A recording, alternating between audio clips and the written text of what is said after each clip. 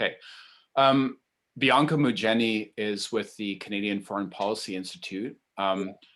I've been working on this interview series to contribute to the efforts that the Canadian Foreign Policy Institute has been doing to try to share critical voices that look at undercovered, often, examples of economic, social, environmental injustice tied to Canadian foreign policy, both on the part of the government, but also corporations that the government supports in various ways. But I guess first to start, Bianca, could you just share with us what is the Canadian Foreign Policy Institute, and yeah, what have you been up to? Yeah, for sure. So the Institute is basically it's an organization that started up in May of 2020 around the vote around the Security Council, and it sort of started up as a campaign, and it was a time when people were kind of finally paying attention to Canadian foreign policy in the media, and you know, a number of us, a number of activists understood that this would be an incredible time to challenge unjust Canadian foreign policy and have media talk about it, pay attention to it, and to organize around it. And as you know, Canada lost their bid for United Nations Security Council seat. And there was just a tremendous amount of support for the work that the Canadian Foreign Policy Institute was doing.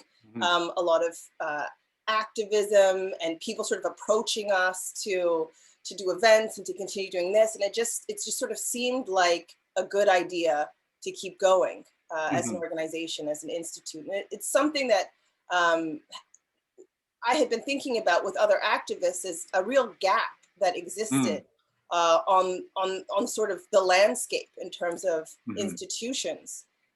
So basically what our mandate is to inform people living in Canada about our diplomatic, aid, intelligence, and military policies abroad. And we're also doing what we can to oppose the racism that's embedded in Canadian foreign policy. And we also monitor Canada's corporate activities, international activities. And one of the obstacles that we face is that, you know, there's a lot of mythology around Canadian foreign policy, right? Like Canadians understand much of the world, despite our actions, often believe that our country is this sort of benevolent force internationally, but the facts often do suggest otherwise. And so part of what our role is to essentially try and bridge the gap between the perception and the reality of Canada's role in the world. Yeah. So I think that, you know, there was quite a lot of coverage of this vote at the UN's in terms of who would be on the Security Council. That would be last spring. But just for people who maybe didn't follow that, could you just break down a bit why this campaign took place, and maybe highlight just like even one or a couple of the issues that you were trying to push forward through the Canadian Foreign Policy Institute as to why this campaign to challenge Canada's attempts to have a seat, why that was important for you? Yeah, so this campaign started up around the time that Trudeau was really sort of amping up the campaign to get a seat on the United Nations Security Council.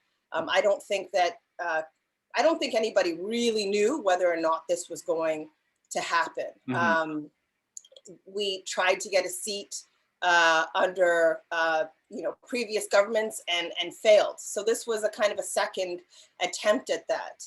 And our feeling was that we didn't want the international community to reward Canada for bad behavior with this sort of seat on the Security Council. And so we decided to launch a campaign that was, you know, sort of provocative insofar as we were saying, vote no, like vote against Canada's bid for this United Nations Security Council seat. And the rationale we gave for that was a whole host of reasons, right? So we said Canada has refused to join 122 countries represented at the 2017 UN conference to negotiate a legally binding instrument to prohibit nuclear weapons. That was one example of like, we really do not deserve this seat. NATO, right? Canada being just quite an aggressive proponent of this nuclear armed alliance. We also felt as though we really needed a much more independent foreign policy, right? We don't need another seat on the UN Security Council that's essentially just sort of echoing at that time Trump's foreign policy, but US foreign policy. You know, and one of those examples would be backing reactionary forces in the Americas, right? Like Venezuela. One of the very first events that we did as an institute was actually to oppose Canada's role in propping up sort of efforts to essentially unseat recognized governments, democratically elected governments in places like Venezuela. And so we hosted the foreign minister who talked about Canada's interference. Really an event unprecedented, I think, in Canadian foreign policy history, where a foreign minister says, stop it, you know, stop intervening, stop trying to overthrow our government. And, you know, seeing the sort of the same things, the same dynamics in Haiti and in Honduras.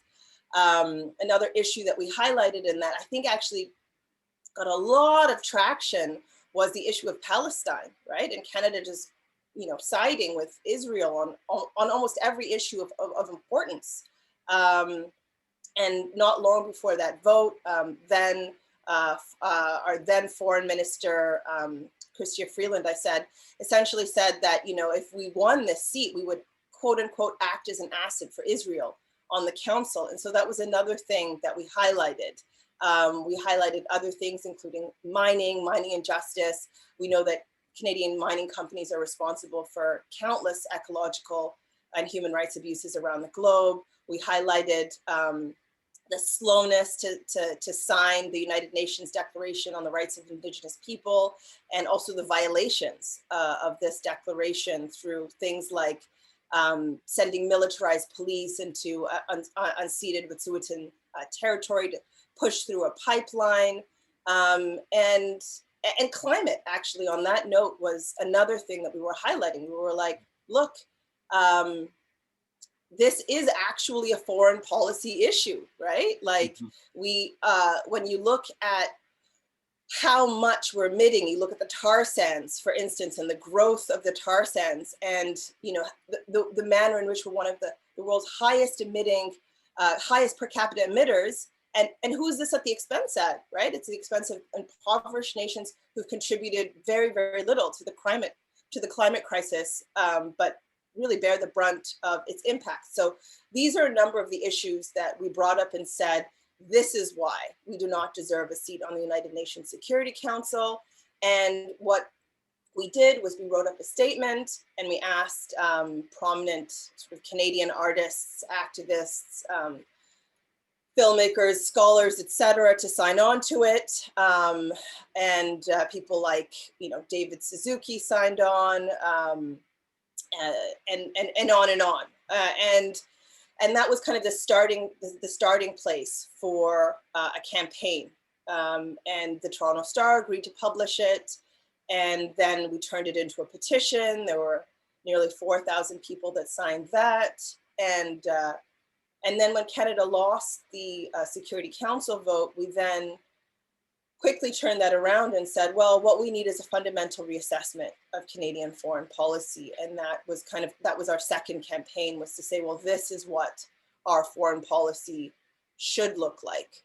We believe that people living in Canada actually do want a foreign policy that pushes for peace and human rights on the global stage. This is who we understand ourselves to be as Canadians.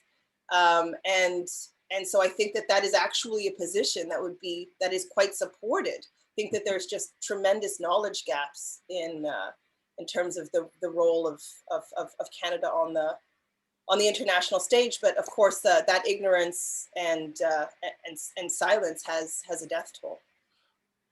That ignorance and silence has a death toll. That's such pointed and meaningful way to put the critique forward. So thanks for underlining it that way. Just wanted to also rewind a little bit to January of this year, and I found it really meaningful that the Canadian Foreign Policy Institute really pushed to highlight the International Treaty on the Prohibition of Nuclear Weapons.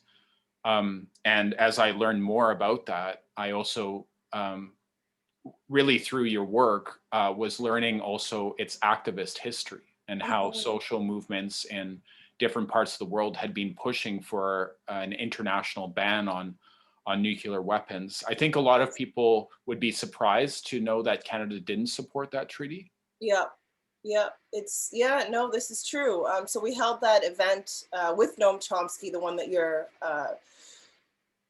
referring to, on the sort of landmark day in the struggle to abolish nuclear weapons.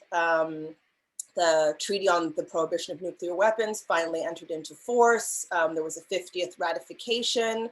And so it was a day to celebrate, but it was also really an awkward moment for Canada. It was, because we didn't sign the treaty.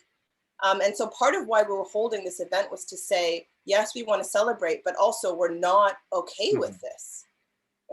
Celebrate the treaty and critique the fact that Canada celebrate the fact that like it's coming into force for those countries that have signed on to it. And this treaty, basically what it does is it makes nuclear weapons illegal under international law, right? So it prohibits nations from developing them, testing them, using them, threatening to use them. But simply put, Canada has not only not signed it, but was actually hostile towards the initiative, right? So Trudeau voted against holding the conference to even just negotiate the treaty, and then failed to turn up to, several meetings. Canada voted against 130 countries in December that reaffirmed support for this treaty against the prohibition of nuclear weapons. So, and all of this, and this is part of the problem with our Canadian foreign policy, is that we talk out of one mouth, we'll talk out of one side of our mouth, but it's just like, it's the actions and the words there's such a disconnect, right? Because we do, the government does all of this while asserting that they're committed to achieving a world free of nuclear weapons. Yeah, well, I mean, and that really seems to be what the Canadian Foreign Policy Institute is trying to work so hard to do, is to fill that information space that exists between the sort of popular perception of what Canadian foreign policy is and actually what is going on the ground. I mean, you mentioned the support for the coup in Bolivia, which I think, in the elections that preceded, the people who had supported the coup, which expressed overt racism towards indigenous people within Bolivia, and also pushed militarization and privatization, that government was ousted in a vote, and the party movement towards socialism was reelected.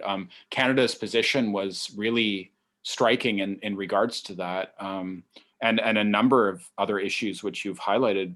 So I guess, respect to all the work you're doing. Thank you.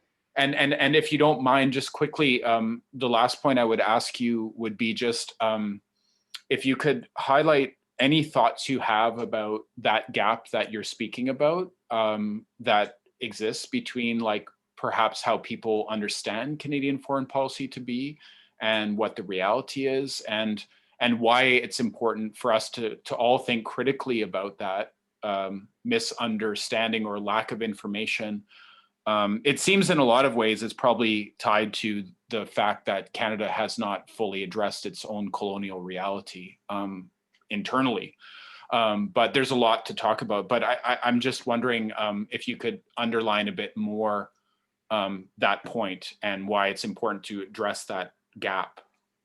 Yeah, so I mean, this is a good question. How does mythology get built up to a place where there's that big of a disconnect between what we say, what what we think of as being our foreign policy, and what it actually is, right? Which is in large part support for empire, and advancing corporate interests abroad. Okay. And I think a lot of that is just history, right? And the kind of like a lack of historical memory, and a lack of historical memory. So part of what we're trying to do is we actually have a foreign policy wiki where people can go and kind of look at important moments and historical moments in Canadian foreign policy history. And when we actually look at our foreign policy in this kind of meaningful way in a timeline, it actually is coherent, you know? It does make sense, but I think that we have, I mean, the issue is so broad. I mean, I think a huge part of it is a lack of interest in sort of what Canada is doing abroad, which, you know, we don't have eyes on the ground in the same way that we do for our domestic policies. And so there's just a lot more that Canada can get away with, right? Like if we think about what our government does here in Canada to our First Nations people, to people of color, you know, to poor people and on and on. Think about what they're willing and capable of doing abroad where we can't see it. Where we have less of a say that's happening in our name. So I think that's part of it, right? Is that the domestic policy isn't quite the same as the foreign policy, right? Our foreign policy can be uglier because we just have less access to information.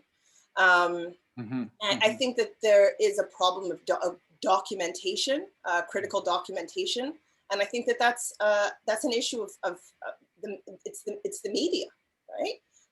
We have a media that are unwilling to challenge dominant narratives. And we have a narrative about what Canada's role is in the world, and that narrative is repeated and cannot be seen as anything different. And the dots are not connected by the media. If something is happening, it's not understood as systemic. It's seen as you know, kind of a one-off sort of thing. And so I'd say that when those three things come together, a kind of like lack of understanding of our history, a lack of opportunities for education because we're just not seeing these things covered in the media, which is part of why we took the opportunity, the horse race of the United Nations Security Council to force the discussion into the mediascape, right? To just like wedge open a little bit of space for the question even about our foreign policy. So I also think that the time that we're in, right, with COVID, we have a global climate crisis, a spirit of internationalism is just required, is just so necessary for us to overcome these massive threats, including the threat of nuclear weapons. And so, you know, I just would really like to encourage people to see it as not only as being like a good global citizen and doing the right thing to pay attention to and criticize and act, you know, for a better Canadian foreign policy, but it's really in our own interests to do so.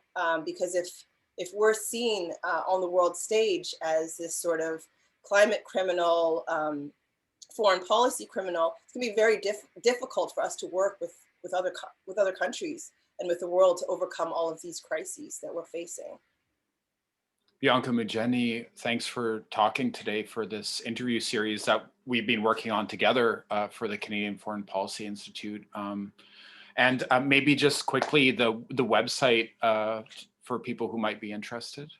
Yep, so you can find out about the work that we're doing at www.foreignpolicy.ca. That's foreignpolicy.ca. Okay. Thank you so much, Stefan. Thank you.